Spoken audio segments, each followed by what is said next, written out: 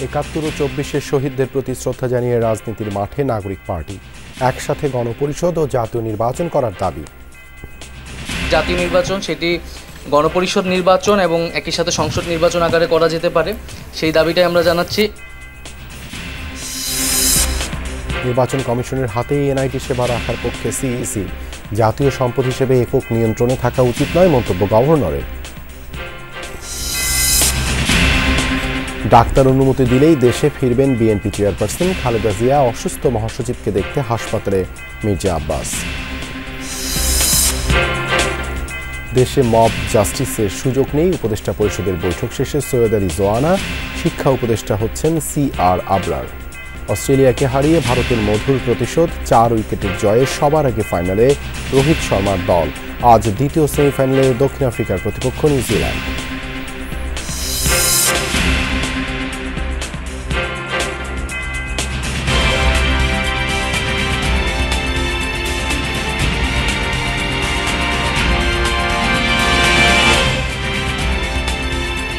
জাতীয় স্মৃতিসৌধে বীর সেনানীদের শ্রদ্ধা নিবেদনের মাধ্যমে সাংগঠনিক কার্যক্রম শুরু করল জাতীয় নাগরিক পার্টি এনসিপি। পরে রায়ের বাজারে ২৪-এর গণ অভ্যুত্থানের শহীদদের কবরে জিয়ারত করেন দলটির নেতারা। নতুন প্রজাতন্ত্র গড়ার প্রত্যয় জানিয়ে জাতীয় ও গণপরিষদ নির্বাচন একসাথে করার দাবি তোলেন এনসিপি আহ্বায়ক নাহিদ ইসলাম। শেখ হাসিনার বিচারের আগে নির্বাচন না করার হুঁশিয়ারি দেন দলের মুখ্য সংগঠকরা। জাতীয় স্মৃতিসৌধে ৭১-এর সূর্য সন্তানদের প্রতি শ্রদ্ধা নিবেদনের মাধ্যমে শুরু এনসিপির সাংগঠনিক কার্যক্রম। সকাল ৮টা নাগাদ জাতীয় নাগরিক পার্টির আহ্বায়ক নাহিদ ইসলামের নেতৃত্বে শ্রদ্ধা নিবেদন করেন দলের নেতারা। নাহিদ ইসলাম জানান, নতুন প্রজাতন্ত্র গড়তে প্রয়োজন নতুন সংবিধান ও গণপরিষদ নির্বাচন। জাতীয় সংলাপে গিয়ে জুলাই সনদ ও জুলাই ঘোষণাপত্র দ্রুত বাস্তবায়নের দাবিও জানাবেন। যারা এই হত্যাকাণ্ডের সাথে জড়িত এবং যারা গত ১৫ বছরে নানা ধরনের জুলুম করেছে, তাদের বিচার এই বাংলার মাটিতে হতে হবে। জাতীয় ঐক্যমত্য যে কমিশন রয়েছে দ্রুত জাতীয় সংলাপে গিয়ে আমাদের যে জুলাই সনদ এবং যে জুলাই ঘোষণাপত্র তার দ্রুত বাস্তবায়ন আমরা দেখতে চাই। বাংলাদেশের বর্তমান প্রেক্ষাপটে আমরা বিশ্বাস করি যে নতুন একটি সংবিধানের বাস্তবতা রয়েছে, তার প্রেক্ষিতে আমরা গণপরিষদ নির্বাচনের কথা বলেছি এবং একই সাথে সে গণপরিষদ নির্বাচনে যারা জয়ী হবেন তারা সংসদ সদস্য হিসেবেও ভূমিকা পালন করবেন, তেমন প্রস্তাবনা আমাদের পক্ষ থেকে আছে। স্মৃতিসৌধ থেকে রায়ের বাজার কবরস্থানে যান এনসিপি নেতারা। সেখানে জুলাই আন্দোলনে শহীদদের গোপনে কবর দেয়া হয়েছিল। আল্লাহ এই দেশকে পুনর্নির্মাণের জন্য, বিনির্মাণের জন্য তাদের এই শাহাদাতকে, তাদের এই রক্তকে তুমি কবুল ও মঞ্জুর করে নাও। কবর জিয়ারত ও শ্রদ্ধা নিবেদন শেষে নাহিদ ইসলাম বলেন, শেখ হাসিনার দৃশ্যমান বিচার দেখতে চাই এনসিপি। আমরা বলেছি যে সামনের যে জাতীয় নির্বাচন সেটি গণপরিষদ নির্বাচন এবং একই সাথে সংসদ নির্বাচন আকারে করা যেতে পারে, সেই দাবিটাই আমরা জানাচ্ছি। কোনো স্বৈরাচারী, কোনো জালেম যাতে এই ধরনের কার্যক্রম করার আগে, গণহত্যা করার আগে একবার ভেবে নেয়, এরকম কঠোরতম বিচার হওয়া উচিত। এই বিচার নিদর্শন হিসেবে থাকা উচিত পুরো পৃথিবীর ইতিহাসে। শহীদ পরিবারের সদস্যরাও কবর জিয়ারত করতে এসে আবেগ আপ্লুত হয়ে পড়েন।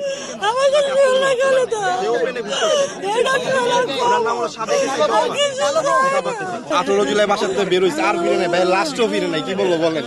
১১৪টা কবরের মধ্যে আমার ভাইয়ের কবর কোন একটা আজও জানি না। এনসিপির মুখ্য সংগঠকরা শেখ হাসিনার বিচারের আগে নির্বাচনের কথা মুখে না আনার হুঁশিয়ারি দেন। ওনাদের কাছে আসলে আমরা কি উত্তর দেব? উনি তো বিচার পায় নাই, তো উনি ওনার সন্তানের লাশটা কই আছে যে উনি বছর শেষে একবার আসবে, ওইটাও তো আমরা দেখাইতে পারি না। এটা তো আমাদের ব্যর্থতা, এটা তো আমাদের ব্যর্থতা। উনি কই যাবে? খুনি হাসিনাকে বাংলাদেশে নিয়ে এসে ফাঁসির মঞ্চে নিতে হবে। যতদিন না আমরা খুনি হাসিনাকে ওই ফাঁসির মঞ্চে না দেখছি, এই বাংলাদেশে কেউ যেন ভুল ক্রমেও ওই নির্বাচনের কথা না বলে। জুলাই অভ্যুত্থানের আকাঙ্ক্ষা সঠিকভাবে ধারণ করে চলায় দলের মূল লক্ষ্য, জানান এনসিপি নেতারা। এগুলো কখনোই দেখা উচিত না। লামিয়া তিথি, যমুনা নিউজ, ঢাকা। এনআইডি সেবা নির্বাচন কমিশনের হাতে থাকা উচিত বলে মন্তব্য করেছেন সিইসি AMM নাসির উদ্দিন। বলেন, ইসির হাতে এনআইডি না থাকলে কমিশনের কাজ বিঘ্নিত হবে। এদিকে জাতীয় পরিচয় নিবন্ধন আইন, রহিতকরণ অধ্যাদেশ 2025 এবং সিভিল রেজিস্ট্রেশন কমিশন অধ্যাদেশ 2025-এর খসড়া পর্যালোচনা করতে মন্ত্রিপরিষদ বিভাগকে নির্দেশ দিয়েছেন উপদেষ্টা পরিষদ। জাতীয় পরিচয়পত্র সেবা স্বরাষ্ট্র মন্ত্রণালয়ের অধীনে নিতে আওয়ামী লীগ সরকার 2023 সালে জাতীয় পরিচয় নিবন্ধন আইন করে। ক্ষমতার পালাবদলের পর তা বাতিল চেয়ে চিঠি দেয় নির্বাচন কমিশন সচিবালয়। পরবর্তীতে রহিত করা হয় এই আইনটি। সম্প্রতি এনআইডি সেবা সিভিল রেজিস্ট্রেশন নামে আলাদা কমিশনে ন্যস্ত করতে জাতীয় পরিচয় নিবন্ধন আইন অধ্যাদেশ 2025-এর খসড়া সংশ্লিষ্টদের সাথে আলোচনা পর্যালোচনা করতে মন্ত্রিপরিষদ বিভাগকে নির্দেশনা দেন প্রধান উপদেষ্টা। তারা সবাই নির্বাচন কমিশনের কাছ থেকে এনআইডির কর্তৃত্ব প্রত্যাহারের পক্ষে মত দিয়েছেন। অন্যদিকে সিইসির কাছে মৌখিকভাবে উদ্বেগ জানিয়েছেন নির্বাচন কমিশনের কর্মকর্তারা। এটা ইলেকশন কমিশনের জন্ম দিয়েছে, ইলেকশন কমিশন লালন পালন করতেছে এবং নার্সিং করছে এবং এরপর এ যাবৎ এটা খুব ভালোভাবে নার্সিং হচ্ছে এখানে। এটা ইলেকশন কমিশন রাখার জন্যই আমরা মাননীয় কমিশনকে অনুরোধ করেছি। এটা কমিশনে তো আরও অনেক বিষয় আছে, সেগুলো ছাড়া এই শুধু একটি বিষয়ে যাচ্ছে মানেই হচ্ছে আমরা মনে করছি এটা একটা উদ্দেশ্য প্রণোদিতভাবে কোনো একটা বেনিফিশিয়ারি গ্রুপ হয়তো এটা পার্সু করছেন। সিইসি জানিয়েছেন এনআইডি সেবা অন্য কমিশনের কাছে গেলে কাজে বিঘ্ন আসবে। ভোটার নিবন্ধন, জাতীয় নির্বাচনের প্রস্তুতি সবকিছু বিবেচনায় নিয়ে সরকার সিদ্ধান্ত নেবে বলে আশা করেন তিনি। যেখানে ভোটার রেজিস্ট্রেশন একটা প্রক্রিয়া চলছে, মাঠে আমার হাজার হাজার লোক কাজ করছে, আমার সামনে একটা ইলেকশন আছে, ন্যাশনাল ইলেকশন, যারা প্রস্তুতি নিচ্ছে, এই মুহূর্তে তড়িঘড়ি করে কোনো সিদ্ধান্ত হবে বলে আমি অন্তত মনে করছি না, কারণ সময়টা অত্যন্ত critical. Voter registration by product, তো এটা থাকা তো উচিত। এদিকে রাজধানীতে এক অনুষ্ঠানে এনআইডিকে জাতীয় সম্পদ উল্লেখ করে বাংলাদেশ ব্যাংকের গভর্নর বলছেন এটি নির্বাচন কমিশনের একক নিয়ন্ত্রণে থাকতে পারে না। NID is a national asset, it is no longer an election asset, election commission সম্পদ. There is no monopoly of any single organization. It shall not go back to also the Home Affairs. No, it is not a security instrument also. Lovely Bithi, Jamuna news, Dhaka. যে কোনো সময়ের তুলনায় সুস্থ BNP chairperson Khaleda Zia লন্ডনের চিকিৎসকরা যখন অনুমতি দেবেন তখনই তিনি দেশে ফিরবেন। যুক্তরাজ্যে বিএনপির স্থায়ী কমিটির সদস্য এবং খালেদা জিয়ার ব্যক্তিগত চিকিৎসক ডক্টর AZM জাহিদ হোসেন সাংবাদিকদের এসব কথা জানান। বলেন, নিয়মিতভাবে বাসায় গিয়ে খালেদা জিয়াকে সেবা দিচ্ছেন বিদেশি চিকিৎসকরা। পরিবারের সদস্যদের সঙ্গে থাকায় মানসিকভাবে আগের তুলনায় সুস্থ বিএনপি চেয়ারপারসন। 8 জানুয়ারি থেকে যুক্তরাজ্যে চিকিৎসাধীন আছেন BNP chairperson Khaleda Zia. Liver cirrhosis, হৃদরোগ, কিডনি, আর্থ্রাইটিস, ডায়াবেটিস সহ নানা রোগে আক্রান্ত 79 বছর বয়সী সাবেক এই প্রধানমন্ত্রী। আগের চেয়ে ওনার শারীরিক অবস্থা অনেকটা স্থিতিশীল আছে। এখন এই অবস্থায় হয়তো উনি চিকিৎসকরা নিয়মিতভাবেই, এখানকার চিকিৎসকরা ওনাকে বাসায় হোম ভিজিটের মাধ্যমে ওনাকে নিয়মিতভাবে ওনার শারীরিক পরীক্ষা নিরীক্ষা এবং চিকিৎসার ব্যবস্থা করছে। নির্বাচন পিছিয়ে দিতে দেশে বিদেশে নানা ষড়যন্ত্র হচ্ছে এমন অভিযোগ করেছেন বিএনপির স্থায়ী কমিটির সদস্য মির্জা আব্বাস। দুপুরে রাজধানীর একটি বেসরকারি হাসপাতালে দলের মহাসচিব মির্জা ফখরুল ইসলাম আলমগীরকে দেখতে যান তিনি। সেখান থেকে বের হয়ে সাংবাদিকদের এসব বলেন মির্জা আব্বাস। বলেন, নির্বাচন পেছাতে কোনো অজুহাত মানা হবে না। নতুন রাজনৈতিক দল এনসিপি সম্পর্কে বলেন, ভোটের মাধ্যমে ক্ষমতায় গিয়ে তাদের চিন্তা চেতনা বাস্তবায়ন করলে কোনো অসুবিধা নেই। এ সময় অসুস্থ মির্জা ফখরুলের জন্য দেশবাসীর কাছে দোয়া চান তিনি। কিছু কিছু লোক নির্বাচন প্রক্রিয়া পিছিয়ে দেওয়ার জন্য, নির্বাচন না করার জন্য একটা অজুহাত তৈরি করার পায়তারা করতেছেন, সৃষ্টি করতেছেন। এটার মধ্যে দেশি বিদেশি চক্রান্ত কাজ করতেছে, বাংলাদেশকে আনস্টেবল রাখা। অটোরিকশায় ধাক্কা লাগাকে কেন্দ্র করে হবিগঞ্জের লাখাইয়ে তুলকালাম ঘটেছে। গতকাল এক দফা মারামারির পর আজ আবারও সংঘর্ষে জড়িয়েছে দুপক্ষ। আহত হয়েছেন শতাধিক মানুষ। মারামারি থামলেও এলাকার পরিস্থিতি এখনও থমথমে।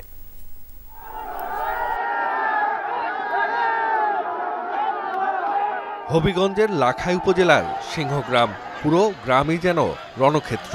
সকাল সকাল দেশীয় অস্ত্র নিয়ে সংঘর্ষে জড়ায় দুটি গ্রামের হাজারো মানুষ। স্থানীয়রা জানায়, সোমবার বুল্লাবাজার থেকে সিংহগ্রামে যাচ্ছিলেন দায়রল এলাকার বাসিন্দা অটোরিকশা চালক আলামিন। পথে মাইঝাটি এলাকায় তৌহিদ মিয়ার গায়ে অটোরিকশার ধাক্কা লাগে। এ নিয়ে বাগবিতণ্ডার এক পর্যায়ে দুপক্ষের মধ্যে সংঘর্ষও হয়। পরে বিষয়টি মীমাংসা হয়। তবে মঙ্গলবার সকালে এ নিয়ে আবারও ছড়ায় উত্তেজনা। দুপক্ষের মধ্যে সংঘর্ষ চলে ঘণ্টাব্যাপী। পরে পুলিশ গিয়ে পরিস্থিতি নিয়ন্ত্রণে আনে। পুলিশ দেওয়ার পরে পরিস্থিতি স্বাভাবিক আছে, স্বাভাবিক আছে, পুলিশ মোতায়েন আছে। কোনো আটক বা মামলা না, মামলা আটক নাই।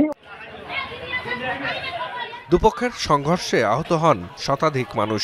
চিকিৎসার জন্য তাদেরকে নেওয়া হয় বিভিন্ন হাসপাতালে। জাহিদ হাসান, যমুনা নিউজ। চট্টগ্রামের সাতকানিয়ায় গণপিটুনিতে 2 জনের মৃত্যুর ঘটনা নিয়ে ধোঁয়াশা তৈরি হয়েছে। গুলিবিদ্ধ 5 জন হাসপাতালে চিকিৎসাধীন। এক পক্ষের দাবি ডাকাতি করতে এসে 2 জন গণপিটুনিতে নিহত হয়েছে। অপরপক্ষের দাবি পরিকল্পিতভাবে 2 জনকে হত্যা করা হয়েছে। সোমবার রাতে অটোরিকশা নিয়ে সাতকানিয়ার ছন খোলা চূড়ামণি গ্রামে যায় কয়েকজন। অপরিচিত লোকদের ঘোরাফেরা দেখে মসজিদের মাইকে ডাকাত ঘোষণা দিয়ে তাদেরকে ঘিরে ফেলে গ্রামবাসী। এক পর্যায়ে গণপিটুনিতে ঘটনাস্থলে নিজামুদ্দিন ও সালে নামে 2 জনের মৃত্যু হয়। ঘটনাস্থল থেকে একটি পিস্তল ও 6টি গুলির খোসা উদ্ধার করেছে পুলিশ। 9-10টা চেঞ্জি করে লোক এসেছিল, তো এই সন্দেহজনক মেঘে মসজিদের মেঘে এই এলাও দিচ্ছে যে ডাকাত ঢুকছে। মসজিদ থেকে যখন লোক বাইরে ছিল তখন ওরা নাকি উপরে ফায়ার দেয়। আমাদের কিছু লোকজন এমনি একটা কাজে গেছে, কাজে যাওয়ার পরে স্থানীয় লোকজন মাইকে বলছে যে ডাকাত আসছে। পুরো ঘটনা তো বেশ কয়েকটা ভাগে বিভক্ত মনে হচ্ছে। ঘটনাস্থল থেকে যারা মারা গিয়েছে তাদের সাথে অস্ত্র আমরা পেয়েছি, যে অস্ত্রটা আপনি জানেন সরকারি অস্ত্রের মতো মনে হচ্ছে। সবকিছু বিচারাধীন এবং তদন্তের বিষয় রয়েছে। শিক্ষা মন্ত্রণালয়ের নতুন উপদেষ্টা হচ্ছেন ডক্টর CR আবরার। আজ বঙ্গভবনে শপথ নেবেন তিনি। মঙ্গলবার বিকেলে উপদেষ্টা পরিষদের সভা শেষে সংবাদ সম্মেলনে এই তথ্য জানান প্রধান উপদেষ্টার প্রেস সচিব।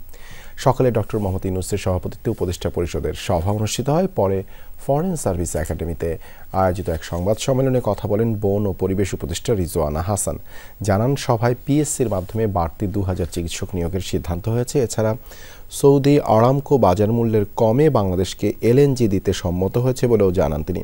এ সময় জুলাই অভ্যুত্থানে হতাহতদের পরিবারের সদস্যদের স্কুলে ভর্তি প্রসঙ্গেও কথা বলেন উপদেষ্টা। জানান তাদের ভর্তির বিষয়টি এককালীন সুবিধার অন্তর্ভুক্ত, সেটি কোনোভাবেই কোটা নয়।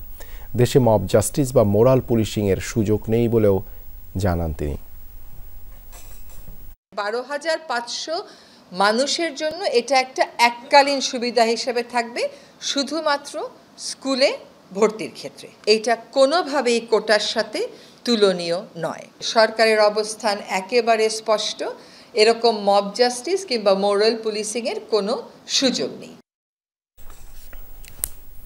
সাবেক প্রধানমন্ত্রী শেখ হাসিনার মেয়ে সাইমা ওয়াজেদ পুতুলের প্রতিষ্ঠান সূচনা ফাউন্ডেশনের 14টি ব্যাংক হিসাব অবরুদ্ধ করার আদেশ দিয়েছেন আদালত। মঙ্গলবার দুর্নীতি দমন কমিশন দুদকের আবেদনের প্রেক্ষিতে ঢাকা মহানগরের জ্যেষ্ঠ বিশেষ জজ মোহাম্মদ জাকির হোসেন এই আদেশ দেন। দুদকের তথ্য অনুযায়ী গত বছরের 24 নভেম্বর পর্যন্ত এসব ব্যাংক হিসেবে জমা ছিল 48 কোটি 35 লাখ টাকা। সমাজসেবা অধিদপ্তরের নিবন্ধিত সূচনা ফাউন্ডেশনের ঠিকানা হচ্ছে ধানমন্ডির পুরনো 32 নম্বর রোডের 8 নম্বর বাড়ি। এটি বঙ্গবন্ধু মেমোরিয়াল ট্রাস্টের বিল্ডিং। এর আগে গত বছরের 24 নভেম্বর সূচনা ফাউন্ডেশনের ব্যাংক হিসাব স্থগিতের নির্দেশ দেয় কেন্দ্রীয় ব্যাংকের আর্থিক গোয়েন্দা বিভাগ, Bangladesh financial intelligence unit BFIU। গুমের শিকার হয়ে ফিরে না আসা 330 জন ব্যক্তির বেঁচে থাকার সম্ভাবনা ক্ষীণ বলে জানিয়েছেন গুম সংক্রান্ত কমিশনের সভাপতি মইনুল ইসলাম চৌধুরী। বলেন তাদের বর্তমান অবস্থা সম্পর্কে অনুসন্ধান চলছে। আইন শৃঙ্খলা বাহিনীর কোনো সদস্য গুম খুনে জড়িত থাকলে তা ফৌজদারি অপরাধ উল্লেখ করে পুরো বাহিনীকে দোষারোপ না করার পরামর্শ দিয়েছেন তিনি। আগামী ডিসেম্বর নাগাদ চূড়ান্ত প্রতিবেদন জমা দেওয়ার ব্যাপারে আশাবাদ জানিয়েছে কমিশন। আওয়ামী লীগ সরকারের আমলে জোরপূর্বক গুমের ঘটনা তদন্ত ও অপরাধীদের বিচারের আওতায় আনতে গেল বছর একটি স্বাধীন কমিশন গঠন করে অন্তর্বর্তী সরকার। 2009 সালের 6 জানুয়ারি থেকে 2024 সালের 5 আগস্ট পর্যন্ত সময়ের মধ্যে গুমের ঘটনাগুলো নিয়ে কাজ করছে তারা। মঙ্গলবার সকালে সংবাদ সম্মেলনে কমিশন জানায় এখন পর্যন্ত অভিযোগ জমা পড়েছে 1752টি। এর মধ্যে প্রায় 1000টির কাগজপত্র যাচাই বাছাই হয়েছে।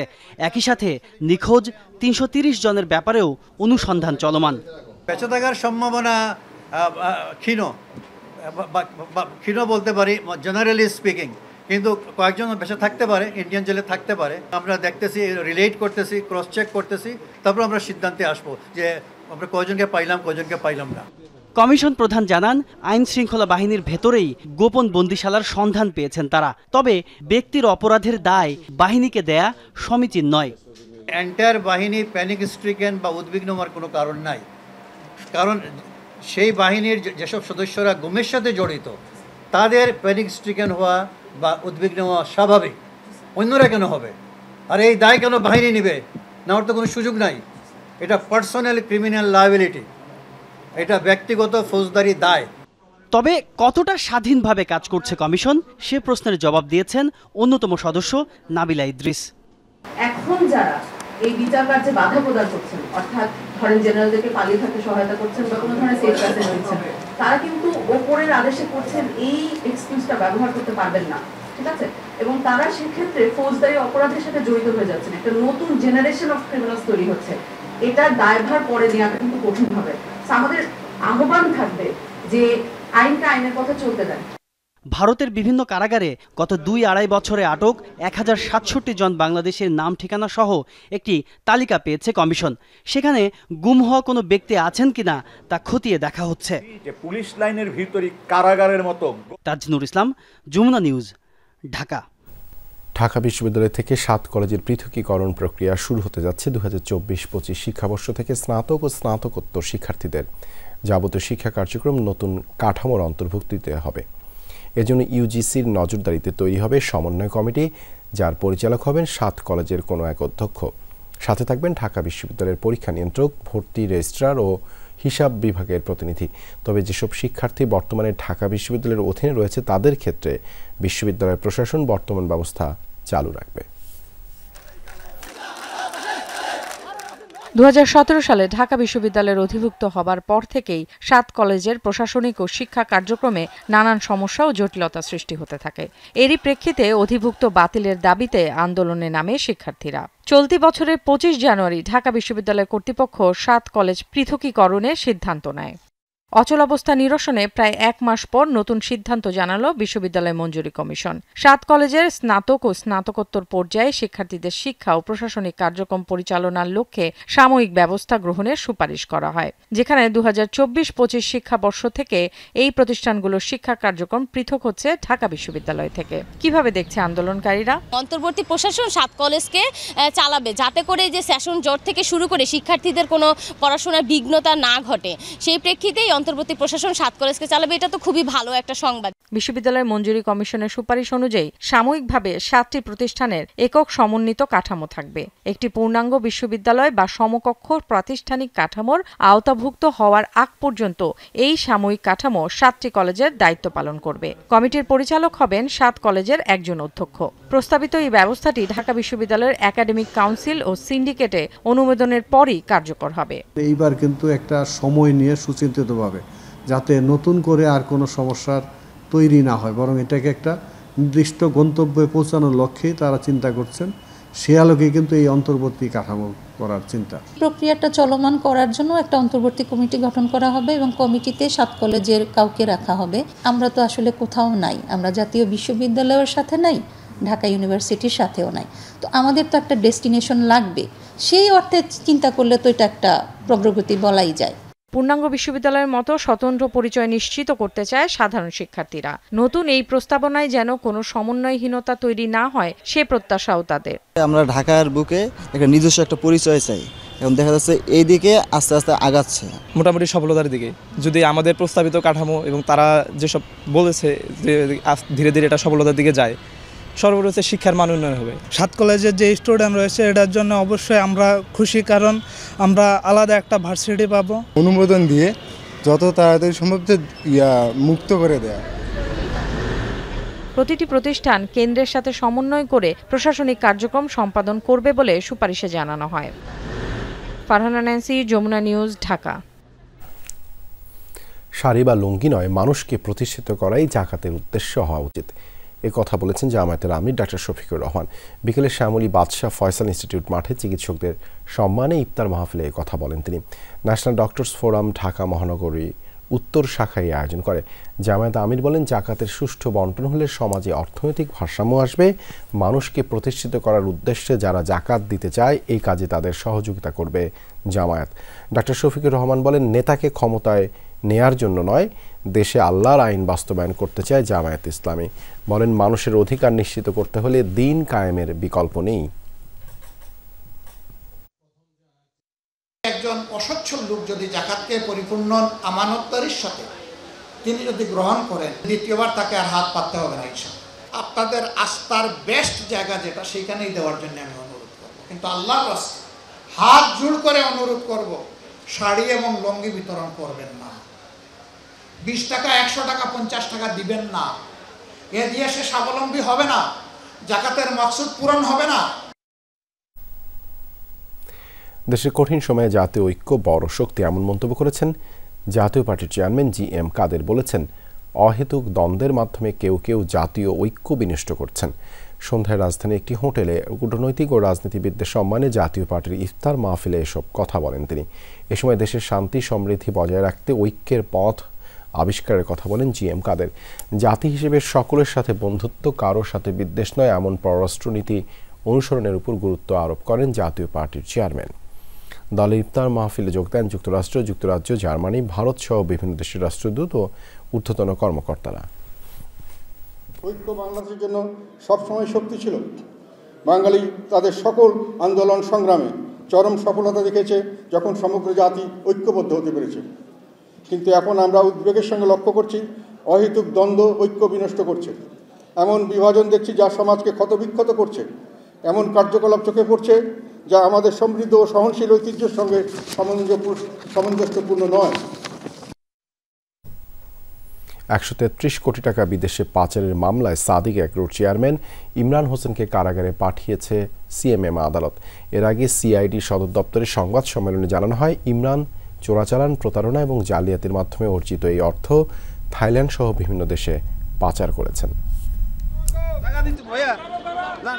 133 কোটি টাকা বিদেশে পাচারের অভিযোগে রাজধানীর মোহাম্মদপুর থানায় দায়ের করা মানি লন্ডারিং এর মামলায় গ্রেপ্তার দেখিয়ে সাদিক এগ্রোর চেয়ারম্যান ইমরান হোসেনকে CMM আদালতে হাজির করে CID। যদিও তার বিরুদ্ধে কোনো রিমান্ডের আবেদন করেনি সংস্থাটি। শুনানির পুরোটা সময় বেশ হাস্যোজ্জ্বল দেখা গেছে আসামি ইমরানকে। উভয় পক্ষের দীর্ঘ শুনানি শেষে আদালত আসামির জামিন আবেদন নামঞ্জুর করে কারাগারে পাঠানোর আদেশ দেন। বিদেশ থেকে চোরাচালানের মাধ্যমে আমদানি নিষিদ্ধ বিভিন্ন ধরনের গরু, বাহাম জাতের গরু এবং বিভিন্ন ধরনের ছাগল এবং বিভিন্ন ধরনের গরু, বিশেষ করে নেপাল, ভুটান, বার্মা এবং আপনার আমেরিকান, থাইল্যান্ড, এইসব দেশের সে গরু চোরাচালানের মাধ্যমে এবং সরকারি পৃষ্ঠপোষকতায় সে নিয়ে আসে। ইমরান হুসাইনকে মানি লন্ডারিংয়ে 4-2 এবং 4-4 মামলায় ওনাকে গ্রেপ্তার দেখিয়েছে। ওনারা প্রায় 60টি এলিগেশন নিয়ে আসছে ওনার বিরুদ্ধে। এই 60টি প্রত্যেকটা allegation, each and every allegation is false and fabricated and he was not involve any kinds of allegation. এর আগে CID সদর দপ্তরে ইমরানের গ্রেপ্তারের বিষয়ে সংবাদ সম্মেলন করে সংস্থাটি। জানায়, প্রতারণার মাধ্যমে দেশীয় গরু ছাগলকে বিদেশি ও বংশীয় গরু ছাগল বলে প্রচার করে উচ্চ মূল্যে তা কোরবানির পশুর হাটে বিক্রি করেছেন ইমরান। বিদেশে পাচার করেছেন 133 কোটি টাকা, যার মধ্যে 86 কোটি টাকা পাচার হয়েছে অনুমোদনহীন ব্রাহ্মা জাতের গরু আমদানির নামে। এই গরুগুলোকে তিনি উচ্চ মূল্যে 11 কোটি টাকা মূল্যে উনি বিক্রি করেছেন এবং এই টাকাটাকে উনি দেশের বাইরে লন্ডার করেছেন। আশিক মাহমুদ, যমুনা নিউজ, ঢাকা। কক্সবাজারের টেকনাফের আলী খালি পাহাড়ে অভিযান চালিয়ে অপহৃত 11 নারী ও শিশুকে উদ্ধার করেছে যৌথ বাহিনী। উদ্ধার হওয়াদের মধ্যে 2 শিশু ও 9 নারী রয়েছেন। মঙ্গলবার এক প্রেস বিজ্ঞপ্তিতে নৌবাহিনী জানিয়েছে, অস্ত্রের মুখে নারী শিশু অপহরণের খবর পেয়ে টেকনাফের আলী খালি পাহাড়ের গহীনে যৌথ অভিযান পরিচালনা করা হয়। এ সময় বেশ কয়েকটি স্থান থেকে অপহৃত 9 নারী ও 2 শিশুকে উদ্ধার করা হয়। তবে অভিযান টের পেয়ে পালিয়ে যায় অপহরণকারীরা। উদ্ধারকৃতদের পরিবারে হস্তান্তর করা হয়েছে। চাইলেই বউ ছেলে মেয়ে পর্ষদে বসানো যাবে না। ব্যাংকের পরিচালক হতে হলে যোগ্যতা থাকতে হবে, এজন্য নীতিমালা করা হচ্ছে। সকালে ব্যাংকিং খাতের উত্তরণে করণীয় নিয়ে আয়োজিত সেমিনারে এসব কথা জানান বাংলাদেশ ব্যাংকের governor doctor Ahsan H Mansur. বলেন, সংকটে পড়া ব্যাংকিং উত্তরণে কাজ চলছে, মূলধন ঘাটতি পূরণে কিছুটা সময় লাগবে। সুদের হার বৃদ্ধির পরও ব্যাংকের আমানত না বাড়ায় হতাশা প্রকাশ করেন গভর্নর। সেমিনারে ব্যাংকের প্রধান নির্বাহীরা বলেন, আগে খেলাপি কম দেখানো হলেও এখন আর সেটি হচ্ছে না, যে কারণে পরিমাণ বাড়ছে খেলাপি ঋণের। ব্যাংকিং খাতে সুশাসন প্রতিষ্ঠায় আন্তর্জাতিক নীতিমালা বাস্তবায়নের উপর জোর দেন তারা। আর সিপিডি নির্বাহী পরিচালকের পরামর্শ, ব্যাংক ব্যবস্থাপনায় পরিবারতন্ত্রের অবসান। তার সঙ্গে গভর্নরও একমত পোষণ করেন।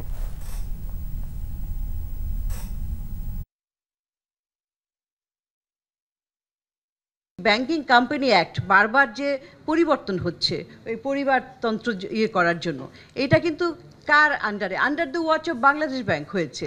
তো সুতরাং বাংলাদেশ ব্যাংকের যে শক্তিশালী অবস্থান সেইটা পুনরুদ্ধার। কি হলে ডাইরেক্টর হতে হয় সেই গুণাবলীটাকে আমাদের নিয়ে আসতে হবে। সে যদি ওনার হয়ে যোগ্য হয় হবে, ওনার হয়ে যদি যোগ্য না হয় হবে না।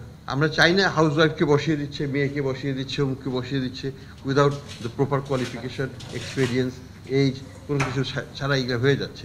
এই জিনিসগুলো যেন না হয়। রাজস্ব আদায়ে কাঙ্ক্ষিত গতি নেই, এবার ঘাটতি হতে পারে 1 লাখ কোটি টাকা।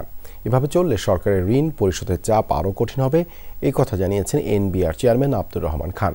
তার মতে, ভ্যাটের হার নিয়ে আগে ব্যবসায়ীদের একমত হতে হবে, কেননা আগামীতে এই চালান ছাড়া ব্যবসা পরিচালনা করা যাবে না। একজন ক্রেতা কোনো সেবা বা পণ্য কেনার সময় মূল্যের অতিরিক্ত যে কর দেন সেটিই ভ্যাট। গ্রাহকের কাছ থেকে তা আদায় করে সরকারি কোষাগারে জমা দেওয়ার দায়িত্ব ব্যবসায়ীর। 35 বছর আগে ভ্যাট ব্যবস্থা চালুর পর থেকেই এটিকে ঘিরে নানা বিতর্ক হয়েছে। তারপরও ভ্যাট হার কত হওয়া উচিত তা নিয়ে আজও একমত হতে পারেননি সব পর্যায়ের ব্যবসায়ীরা। সোমবার রাজস্ব বোর্ডের প্রাক বাজেট আলোচনায় গুরুত্ব পায় এই ইস্যু। দাবি দেওয়ার লম্বা তালিকা নিয়ে হাজির ফরেন আর মেট্রো চেম্বারের নেতারা। তাদের মতে ভ্যাটের হার নিয়ে যৌক্তিক সিদ্ধান্ত আসা উচিত। জবাবে এনবিআর চেয়ারম্যান বলেন, গলত অন্য কোথাও। আপনারা ব্যবসায়ীরা সবাই কনসেনসাসে আসেন, অথবা বড় যে দুইটা রেট হতে পারে, যে যদি সার্ভিসের জন্য একটু বেশি হার্স হয়, সার্ভিসের জন্য একটু কম হলো, কিন্তু এটাকে একটা মানে ডিসিপ্লিনে আনতে হবে। এরকম ইনডিসিপ্লিন, আমার সাথে জাভেদ ভাইয়ের সম্পর্ক ভালো আছে, ওনার জন্য আমি 5 করে দিলাম, এরপরে আসলো কামরান ভাই, ওনার জন্য করে দিলাম 3, আর জন্য আসলো 7.5, এরকম তো হয় না।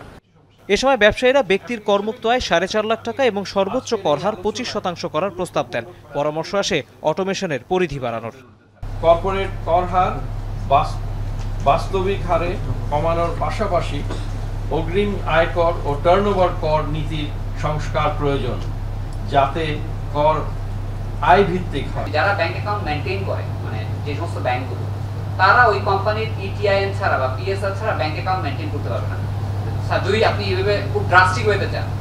এ সময় রাজস্ব বোর্ডের চেয়ারম্যান জানান, আগামী অর্থবছর থেকে প্রায় সবাইকেই অনলাইনে রিটার্ন জমা দিতে হবে। কর্পোরেট ট্যাক্সও ডিজিটাল মাধ্যমে আদায়ের বিকল্প নেই। তা না হলে বাজেট নিয়ে চাপে পড়তে হবে সরকারকে। রেভিনিউ আর্নিং এর কোনো বিকল্প নেই। আমরা অলরেডি 53 বছর ধরে প্রচুর ঋণ করেছি। প্রতি বছরই আমাদের ডেফিসিট বাজেট হয়, এবারও ডেফিসিট বাজেট হবে, এবং এই ঋণের যে স্টক এটা অনেক বেড়ে গেছে। ঋণের যে ডেট সার্ভিসিং বলেন, আপনি ইন্টারেস্ট বলেন, এগুলো অলরেডি আমাদের জন্য বোঝা হয়ে গেছে।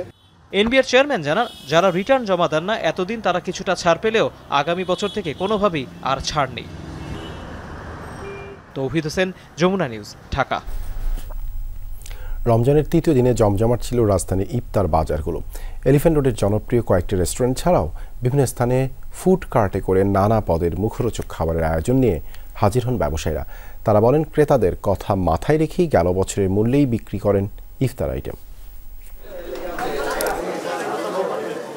রাজধানীর এলিফ্যান্ট রোড এলাকার বিভিন্ন রেস্টুরেন্ট আর খাবারের দোকান সেজেছে ইফতারের বাহারি আয়োজনে।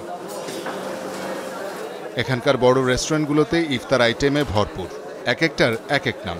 ছোলা, মুড়ি, পেঁয়াজু, বেগুনি ছাড়াও এখানে আছে খাসির গ্রিল, খাসির চাপ, খাসির লেগ কাবাব, leg roast, chicken chilli, chicken roast, brain masala সহ নানা পদের মেইন ডিশ। আর খাসির হালিম তো সবার প্রিয়। হালিম টেস্ট করার জন্য এসেছি, যদিও ফার্স্ট টাইম। এই বছরটা কেমন এখনো জানি না, বাট এক্সপেকটেশনস আর হাই। ক্রেতা যারা আসে সবাই প্রতিবারই নেয় স্পেশাল হালিম। আমাদের বছরে একবার তৈরি হয় রোজার মাসে শুধু। কিমা পরোটা সহ বিভিন্ন ধরনের পরোটা, চিকেন শাসলিক, ডিম চাপ ছাড়াও রাখা হয়েছে কাবাব কর্নার, যেখানে চিকেন, বিফ ও মাটনের বিভিন্ন পদের ও স্বাদের কাবাব আইটেম পাওয়া যায়। জাল পরোটার আইটেমটা, জালি কাবাব, শাসলিক, তারপরে চিকেন উইংস, কিমা সমোসা, এগুলো মোটামুটি সেল হচ্ছে ভালো। চিকেন রোল, শর্মা আবার এগুলো কিনলাম, জি ভালোই। এখানে চপটা নিলাম আর জিলাপি, তো আরও কিছু আইটেম নিব পরে, নান আর যেগুলো কাবাব টাবাব এগুলো গরম থাকে না, ইফতারি যখন অনেক সময় আছে, পরে এসে আরেকবার নিয়ে যাবো আর কি। দেশের সার্বিক পরিস্থিতি ও সাধারণের ক্রয় ক্ষমতা বিবেচনায় কোনো আইটেমের দাম বাড়ানো হয়নি, আর দাম নিয়ে এখানকার ক্রেতাদেরও তেমন অভিযোগ নেই। বিকাল ঘনিয়ে এলেই ক্রেতারা আসতে শুরু করেন এসব ইফতার বাজারে। লেগ রোস্টটাই ভালো লাগে, আর এমনি স্টোরের সব আইটেমই ভালো, যদি একটু খরচটা একটু যদি কম হতো। চিকেন, খাসি, বিভিন্ন লেগ আইটেম ভালো পাওয়া যায়, ওগুলো আমরা দেখি। আসলে এগুলো বাসায় সবসময় করা যায় না। তারপরে হালিম তো আছেই, তারপরে আপনার এখানকার ইফতারি একটু মানটা ভালো। গ্রিল চিকেন বেশি চলে, বিফ কাবাব বেশি চলে, রেশমি কাবাব বেশি চলে, হ্যাঁ, চিকেন তাওয়া ঝাল ফ্রাই, গ্রেভি। ইফতারের একটা দিক নির্দেশনা দিয়ে দে, এই ইফতারগুলো করবা, এবং আমরা মান বজায়া ইনশাল্লাহ সেভাবে করতে চাই। বিক্রেতারা আশা করছেন সামনের দিনগুলোতে আরও জমে উঠবে ইফতার বাজার। শওকত মঞ্জুর শান্ত, যমুনা নিউজ, ঢাকা। দেশের ফ্যাশন হাউসগুলো ট্রেন্ডের বিষয়টি মাথায় রেখেই সাজিয়েছে ঈদ কালেকশন। ঝলমলে পোশাকে সবার মাঝে নিজেকে ফুটিয়ে তুলতে নতুন প্রজন্মের আগ্রহটা থাকে বেশি। এবারে ঈদকে সামনে রেখে রমজানের প্রথম থেকেই জমে উঠেছে কেনাকাটা। ছেলেদের পোশাকে ওয়েস্টার্ন ধারা প্রাধান্য পেয়েছে, তবে এথনিক বা মোঘল আমলের স্টাইলিশ পোশাকও রয়েছে ক্রেতাদের পছন্দের তালিকায়।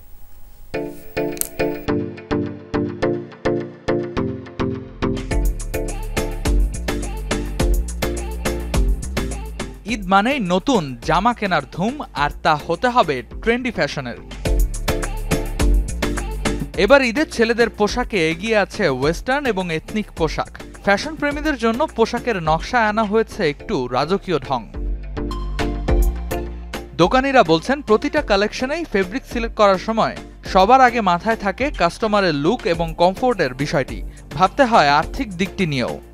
এগুলো আমরা কপিটা নিয়ে আসি, কপিটার হচ্ছে 1:1 গ্রেড কপি বলি এগুলোকে আমরা, যেগুলো হচ্ছে মানে খুবই রিজনেবল প্রাইসে আমরা চেষ্টা করি দেওয়ার, একদম অরিজিনালের মতন হুবহু কোয়ালিটি নিয়ে আসতে চেষ্টা করি।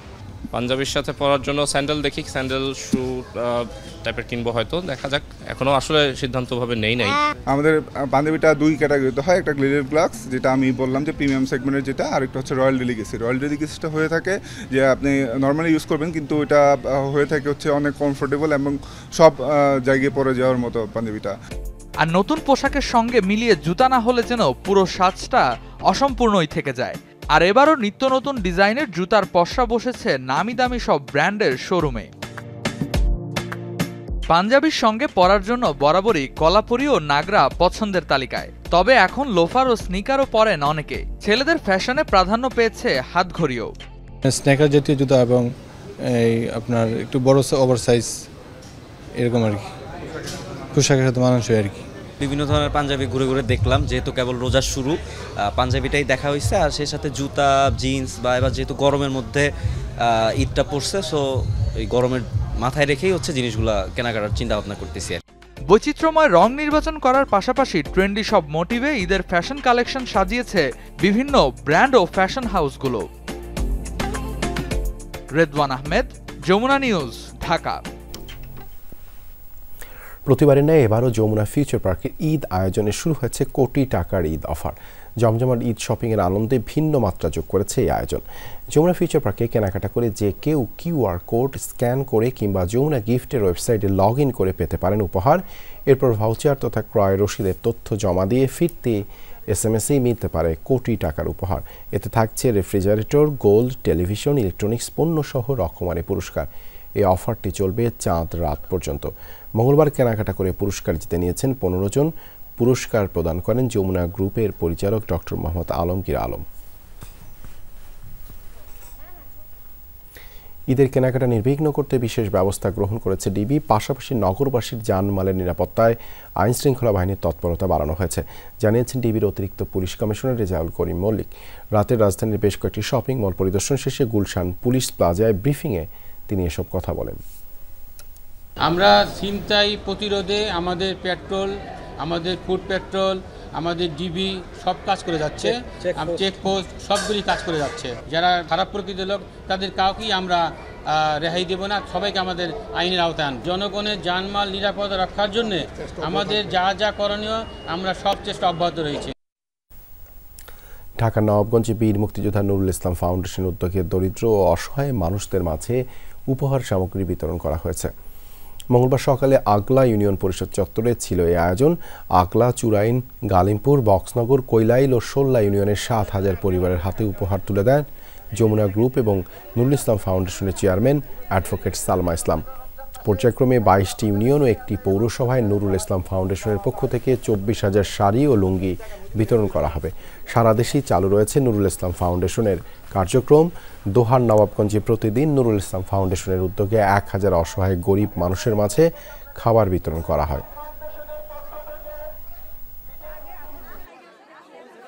সালমা আপা আমাদের জন্য শীত আসলে শীতের একটা কম্বল আর রোজা আসলে সবার জন্য একটা করে কাপড় তিনি বিতরণ করেন।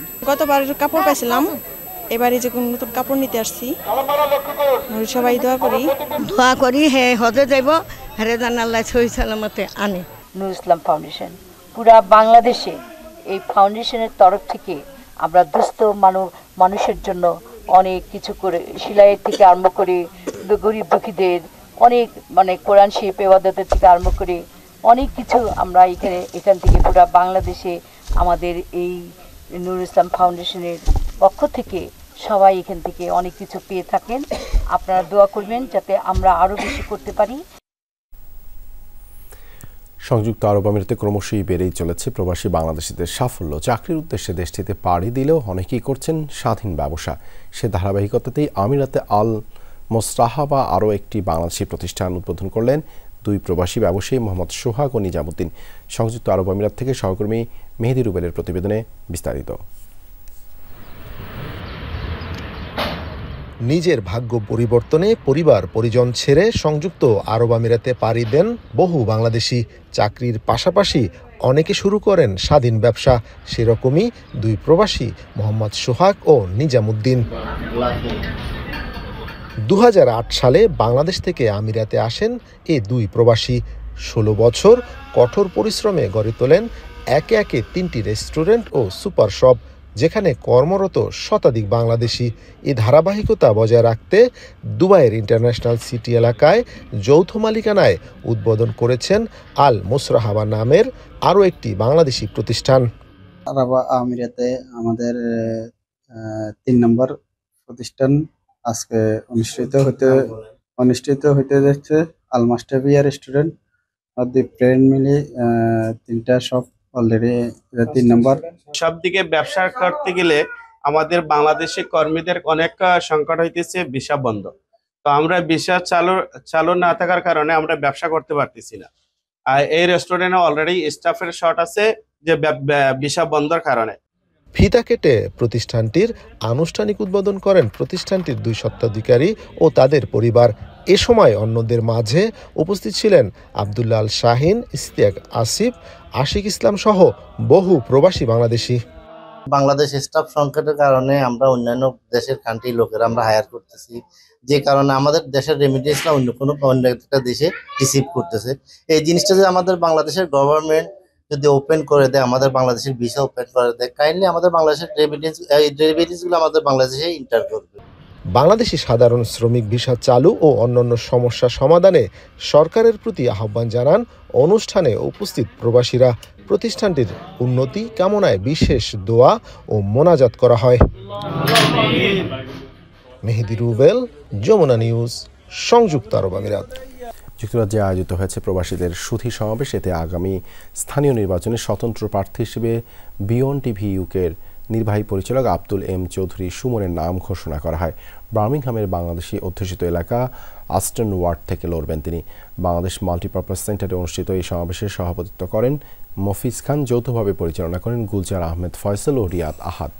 সভায় বক্তব্য রাখেন মাওলানা কাদির আল হাসান, ফয়জুর রহমান চৌধুরী, আব্দুল কাদির আবুল, ফখর উদ্দিন, শাহ মুর্তুজা আলী সহ আরও অনেকে। অনুষ্ঠান শেষে সবার প্রতি কৃতজ্ঞতা প্রকাশ করে দোয়া প্রার্থনা করেন স্বতন্ত্র প্রার্থী আব্দুল এম চৌধুরী সুমন। স্পেনে অনুষ্ঠিত হয়েছে ইফতার মাহফিল। বার্সেলোনার ম্যাথুরা উন্নয়ন সংস্থার উদ্যোগে এই মাহফিলের আয়োজন করা হয়। বার্সেলোনার নুমান বিন সাবিত জামে মসজিদে এই আয়োজন করা হয়। সংগঠনের সভাপতি নুরুজ্জামানের সভাপতিত্বে অনুষ্ঠান পরিচালনা করেন সাধারণ সম্পাদক রেদওয়ান হোসেন। এই সময় আরও উপস্থিত ছিলেন আকবর হোসেন, ইকবাল বকশি, কামরুল ইসলাম, জয়নাল আহমদ সহ স্পেনের বহু সামাজিক ও রাজনৈতিক সংগঠনের নেতৃবৃন্দ। অনুষ্ঠানে উপস্থিত অতিথিরা সংগঠনের এই উদ্যোগকে সাধুবাদ জানিয়ে আগামীতেও এরকম আয়োজনের আহ্বান জানান। মাহফিলের পূর্বে দেশ ও জাতির কল্যাণ কামনায় বিশেষ দোয়া ও মোনাজাতের আয়োজন করা হয়। যুক্তরাষ্ট্রের উপর পাল্টা শুল্ক আরোপ করতে যাচ্ছে কানাডা। এক সংবাদ সম্মেলনে এই ঘোষণা দিলেন প্রধানমন্ত্রী জাস্টিন ট্রুডো। $106 বিলিয়ন সমমূল্যের মার্কিন পণ্যের উপর কার্যকর হবে 25% শুল্ক, যার মধ্যে $21 বিলিয়ন সমমূল্যের পণ্যের উপর বর্ধিত শুল্ক কার্যকর হবে অবিলম্বে। আগামী 3 সপ্তাহের মধ্যে বাকি পণ্যের উপর শুল্ক আরোপ করবে অটোয়া। ট্রুডোর হুঁশিয়ারি, যুক্তরাষ্ট্র সিদ্ধান্ত থেকে সরে না আসা পর্যন্ত অতিরিক্ত শুল্ক আরোপ বহাল রাখবে কানাডা। ওয়াশিংটনের এই আরোপকে চ্যালেঞ্জ জানিয়ে বিশ্ব বাণিজ্য সংস্থায় আবেদনও করবে অটোয়া, জানিয়েছেন ট্রুডো। জাস্টিন ট্রুডোর দাবি, কানাডার অর্থনীতিকে ধ্বংস করতেই শুল্ক যুদ্ধের পথ বেছে নিয়েছে ট্রাম্প প্রশাসন। শুল্ক আরোপ ইস্যুতে এবার যুক্তরাষ্ট্রের বিরুদ্ধে পাল্টা পদক্ষেপ নিল চীন। দেশটির কৃষি ও খাদ্যপণ্য আমদানির উপর 10 থেকে 15% শুল্ক বৃদ্ধির ঘোষণা দিয়েছে বেইজিং। পাশাপাশি 25টি মার্কিন প্রতিষ্ঠানের উপর রপ্তানি ও বিনিয়োগ বিধিনিষেধ আরোপ করেছে শি জিনপিং প্রশাসন। এর মধ্যে 10টি প্রতিষ্ঠানের বিরুদ্ধে তাইওয়ানের কাছে অস্ত্র বিক্রির অভিযোগ তুলেছে চীন। ডোনাল্ড ট্রাম্প ক্ষমতায় বসেই চীনের পণ্যের উপর 10% শুল্ক আরোপ করেন। পরে আরও 10% শুল্ক আরোপের ঘোষণা দেন ট্রাম্প, যা আজ থেকে কার্যকর হওয়ার কথা। বিশ্বের প্রভাবশালী দেশগুলোর পাল্টাপাল্টি পদক্ষেপে তৈরি হয়েছে বাণিজ্য যুদ্ধ পরিস্থিতি।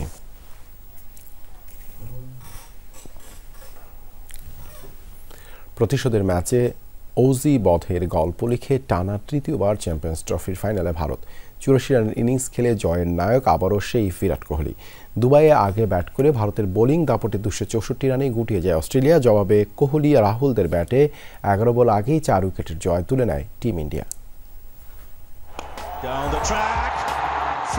49তম ওভারে ম্যাক্সওয়েলের প্রথম বলটা ডাউন দ্য উইকেটে এসে উড়িয়ে মারলেন লোকেশ রাহুল। সেই ছক্কায় অজিদের উড়িয়ে 23 বিশ্বকাপের ফাইনালের প্রতিশোধ নিয়ে চ্যাম্পিয়ন্স ট্রফির ফাইনালে নাম লেখালো টিম ইন্ডিয়া। 4 উইকেটে জয়ের দিনেও নীরবে রাজত্ব করেছেন বিরাট কোহলি। 265 রানের লক্ষ্যে 30-এ গিল আর 54-তে রোহিত আউট হওয়ার পর শ্রেয়াস আয়ারকে সঙ্গে নিয়ে কোহলি গড়েন 111 রানের জুটি। আয়ার 45 আর আকসার 27 রান করে ফিরলেও ওয়ানডেতে নিজের 73তম 50 তুলে দলকে এগিয়ে নেন বিরাট। সেঞ্চুরি থেকে 14 রানের দূরত্বে জাম্পার বলে ক্যাচ দিয়ে সাজঘরে ফেরার আগে দলকে দেখিয়ে যান জয়ের বন্দর। সেই বন্দরে নোঙর করতে যথেষ্ট ছিল হার্দিকের 28 আর রাহুলের অপরাজিত 42 রানের ইনিংস। 11 বল আর 4 উইকেট হাতে রেখে টানা তৃতীয়বারের মতো চ্যাম্পিয়ন্স ট্রফির ফাইনালে মেন ইন ব্লুরা। ওয়ানডেতে ভারতের টানা 14তম টস হারার দিনে হাসি মুখে ব্যাট করার সিদ্ধান্ত নেন স্মিথ। কনলিকে শূন্য হাতে ফিরিয়ে সেই হাসিটা রোহিতের মুখে এনে দেন শামি। হেড স্মিথের 50 রানের জুটিতে শুরুর ধাক্কা কিছুটা সামলে নেয় অজিরা। ভারতের মাথা ব্যথা হয়ে ওঠা হেডকে প্যাভিলিয়নে পাঠান বরুণ চক্রবর্তী। লাবুশেন আর জশ ইংলিশ শুরু পেয়েও ইনিংস লম্বা করতে না পারলেও লম্বা সময়ে 22 গজ সামলান অজি অধিনায়ক স্মিথ। শামির ফুলটসে বোল্ড হওয়ার আগে স্মিথ করেন 73 রান আউটে কপাল পোড়ার আগে 61 রানের কার্যকরী ইনিংস খেলেন অ্যালেক্স ক্যারি। তবুও বরুণ, শামি, পান্ডিয়াদের সামনে শেষ পর্যন্ত দাঁড়াতে পারেনি অজি ব্যাটাররা। 3 বল আগেই 264 রানে অল আউট হয় অস্ট্রেলিয়া। 16 বছর পর চ্যাম্পিয়ন্স ট্রফির ফাইনালে ওঠার স্বপ্নভঙ্গের গল্পেই শেষ অজিদের চ্যাম্পিয়ন্স ট্রফির মিশন। রঞ্জন শান্ত, যমুনা স্পোর্টস। আজ লাহোরে দ্বিতীয় সেমিফাইনালে মুখোমুখি হবে সাউথ আফ্রিকা ও নিউজিল্যান্ড। ফাইনালে মাত্র একদিন আগেই মঙ্গলবার ম্যাচ ভেন্যুতে এসে পৌঁছেছে দু দল। ভ্রমণক্লান্তি মেনে নিয়েই ফাইনালে ওঠার লক্ষ্য নিয়ে মাঠে নামবে সাউথ আফ্রিকা এবং নিউজিল্যান্ড। এ নিয়ে তৃতীয়বার চ্যাম্পিয়ন্স ট্রফির মঞ্চে মুখোমুখি হবে দক্ষিণ আফ্রিকা নিউজিল্যান্ড। এর আগে 2006 ও 2019 সালে একে অপরের বিপক্ষে খেলেছিল তারা। দুবারের মোকাবেলায় একবার করেই জিতেছে দু দল। 2006 সালে ভারতের প্রথম দেখায় প্রোটিয়াদের 87 রানে হারায় কিউইরা। 2009 সালে ঘরের মাঠে 5 উইকেটের জয় পায় প্রোটিয়ারা। বাংলাদেশ সময়ে ম্যাচ শুরু বিকেল 3টায়। এই ছিল যমুনা নিউজে এতক্ষণ সাথে থাকার জন্য ধন্যবাদ সবাইকে।